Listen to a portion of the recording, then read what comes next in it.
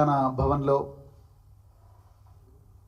భారత రాష్ట్ర సమితి ఆధ్వర్యంలో జరుగుతున్న ఈ మీడియా సమావేశానికి ప్రత్యేకంగా రాష్ట్రంలో ఈ సంవత్సరం అంటే కాంగ్రెస్ పార్టీ అధికారంలోకి వచ్చినప్పటి నుండి డిసెంబర్ 9వ తారీఖు నుండి నిన్నటి వరకు శాంతి భద్రతల పరిస్థితి మీద జరుగుతున్న ఈ ప్రత్యేకమైన మీడియా సమావేశానికి వచ్చిన ప్రింట్ మరియు ఎలక్ట్రానిక్ మీడియా మిత్రులందరికీ కూడా మరొకసారి స్వాగతం, సుస్వాగతం, నమస్కారం. మిత్రులారా, మీ అందరికీ కూడా తెలుసు, గత 10 సంవత్సరాలుగా తెలంగాణ వచ్చినప్పటి నుండి 2023 చివరి దాకా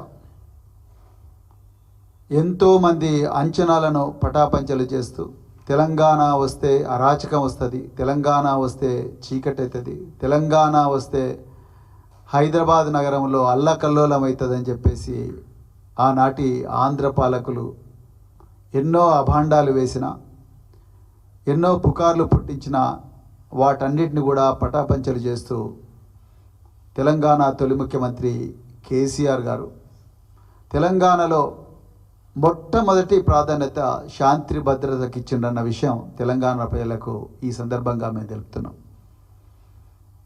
దానికి మరి ఒక్కటే ఉదాహరణ, నేను గతంలో వారి హయాంలో కూడా మరి పోలీస్ అధికారిగా పనిచేసిన మొదటి నిర్ణయమే, మొదటి నెల లోపలనే ముఖ్యమంత్రి గారు, ఆనాటి ముఖ్యమంత్రి 700 కోట్ల రూపాయలు పోలీసు శాఖకు ఇవ్వడం జరిగింది.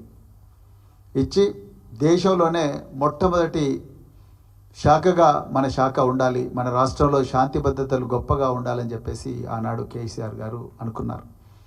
కానీ మరి నిన్న డీజీపీ గారు పత్రికాముఖంగా ఒక పెద్ద సమావేశం పెట్టి ఒక తెలంగాణ పోలీస్ యాన్యువల్ రిపోర్ట్ 2024 వారు నిన్న రిలీజ్ చేసిండ్రు. మరి వారు చాలా విషయాలు ఇందులో చెప్పడం జరిగింది, గణాంకాలు కూడా ఇవ్వడం జరిగింది. కానీ మరి తెలంగాణ ప్రజలకు నిజాలు చెప్పాల్సిన బాధ్యత ఈరోజు భారత రాష్ట్ర సమితి మీద ఉన్నది. అందుకొరకే ఈ ప్రత్యేకమైన సమావేశాన్ని మేము ఏర్పాటు చేసినాం. నిజానికి తెలంగాణ ప్రజలు గుర్తించాలి, ఈ రాష్ట్రానికి డిసెంబర్ 9వ తారీఖు నుండి డిసెంబర్ 30వ తారీఖు వరకు హోంమంత్రి లేరు. హోంమంత్రి లేకుంటే శాంతి భద్రత పరిస్థితి ఏ విధంగా ఉంటుందో మీరు ఒక్కసారి ఆలోచించాలి. ఈ రాష్ట్రానికి హోంమంత్రి లేరు. 2 డీజీపీలు మారిండ్రు, రవి గుప్తా గారి నుంచి మరి జితేందర్ గారు వచ్చిండ్రు. అదేవిధంగా ఆనాడు 10 సంవత్సరాల్లో పనిచేసిన ఆఫీసర్లే ఇప్పుడు కూడా ఆఫీసర్లుగా ఉన్నారు.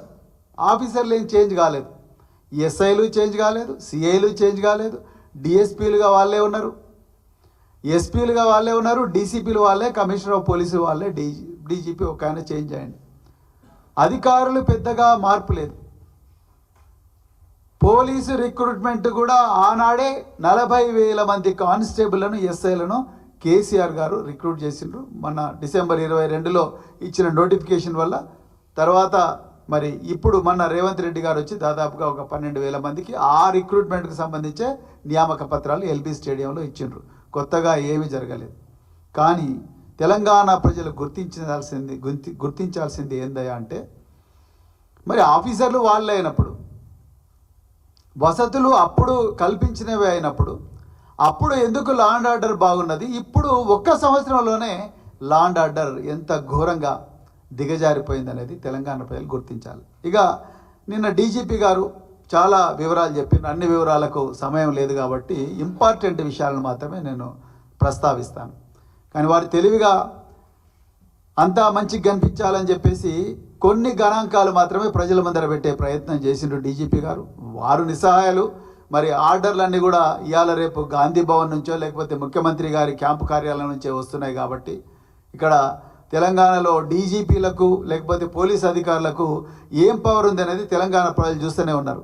నిన్నటికి నిన్న జగిత్యాలలో పోలీసు కానిస్టేబుల్ నేరం జరుగుతుంది అని చెప్పి ఒక పెట్రోల్ పంప్ దగ్గరికి ఇన్ఫర్మేషన్ వచ్చిన వెంటనే పోతే ఆ పోలీసు కానిస్టేబుల్ల మీదనే దాడులు చేసిన పరిస్థితి కాంగ్రెస్ నాయకులు. ఇక దాన్ని బట్టి లా అండ్ ఆర్డర్ పరిస్థితి ఏముందో మీరు చూసుకోవాలి. ఇక సోషల్ మీడియాలో ఈ విషయం గుప్పు అనగానే సోషల్ మీడియాలో పోలీసుల మీద విపరీతంగా సానుభూతి రాగానే అప్పుడు మరి అక్కడున్న జిల్లా ఎస్పీ గారు కేసు రిజిస్టర్ చేసిండ్రు. ఇది ఈరోజు పోలీసుల పరిస్థితి. ఒకప్పుడు గొప్ప వెలుగొందిన తెలంగాణ పోలీసులు ఈరోజు కాంగ్రెస్ పార్టీ కార్యకర్తల చేతుల్లో దాడులకు గురవుతా ఉన్నారు. ఇక్కడికి దిగజారింది పోలీస్ వ్యవస్థ రేవంత్ రెడ్డి గారి పాలనలో. ఇక మరి డీజీపీ గారు రకరకాల నేరాల గురించి చెప్పిండ్రు. మరి ఆ నేరాల్లో ప్రధానంగా మరి మర్డర్ డబ్బు కోసం చేసిన మర్డర్లలో 40% నేరాలు పెరిగినాయి. 2023లో 59 నేరాలు అయితే 2024లో 83 నేరాలు, దాదాపు 40% పెరిగింది. అదేవిధంగా మర్డర్లలో 789 మర్డర్లు 23లో అయితే 2024లో 856 మర్డర్లు అయినాయి, దాదాపు 9% పెరిగింది. ఇక అన్నిటికన్నా ముఖ్యంగా ఇది చాలా భయం వేస్తున్నది మాకు చెప్పాలంటే, కానీ చెప్పాలి తెలంగాణ ప్రజలకు. మహిళల మీద అత్యాచారాలు 2023లో 2200 అత్యాచారాల సంఘటనలు వెలుగులోకి వస్తే 2024లో దాదాపు 3000 అత్యాచార సంఘటనలు జరిగినాయి. అంటే 29% పెరిగినాయి మహిళల మీద అత్యాచారాలు ఈ ఒక్క సంవత్సరంలోనే. ఈ అత్యాచారాల సంఘటనలో ఇంకొక నిజంగా భయం కల్పించే విషయం ఏందయ్యా అంటే, ఈ అత్యాచార సంఘటనలో దాదాపుగా 82% ఏవైతే ఉన్నాయో 82% బాధితులు ఎవరైతే ఉన్నారో అత్యాచార సంఘటనలో వాళ్ళు 18 సంవత్సరాల లోపున్న మరి అమ్మాయిలే. తెలంగాణ ప్రజలు గమనించాలి. ఆనాడు కేసీఆర్ గారు షీ టీములు పెట్టిండ్రు.